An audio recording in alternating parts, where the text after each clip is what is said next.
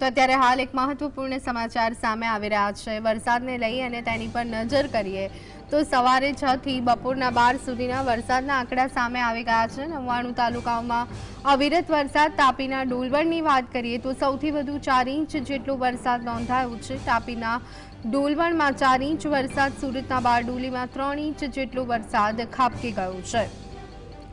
તો આ સાથે તાપીના વ્યારામાં 3 ઇંચ જેટલો વરસાદ વરસ્યો છે। ગુજરાતમાં સાર્વત્રિક વરસાદી માહોલ, ત્યારે ડાંગના સુબીરમાં પણ 3 ઇંચ જેટલો વરસાદ ખાબકી ગયો છે। સુરતના પલસાણામાં સરેરાશ 2.5 ઇંચ જેટલો વરસાદ વરસ્યો છે। તો આ સાથે નવસારીના ગણદેવી અને નવસારીમાં 2 ઇંચ જેટલો વરસાદ ખાબક્યો છે। સાબરકાંઠાના વડાલીમાં 2 ઇંચ વરસાદ। સમગ્ર ગુજરાતમાં સાર્વત્રિક માહોલ જામ્યો છે। સુરત શહેરમાં સરેરાશ 2 ઇંચ જેટલો વરસાદ વરસી ગયો છે। તો ભાવનગરના ઘોઘામાં સરેરાશ 2 ઇંચ જેટલો વરસાદ।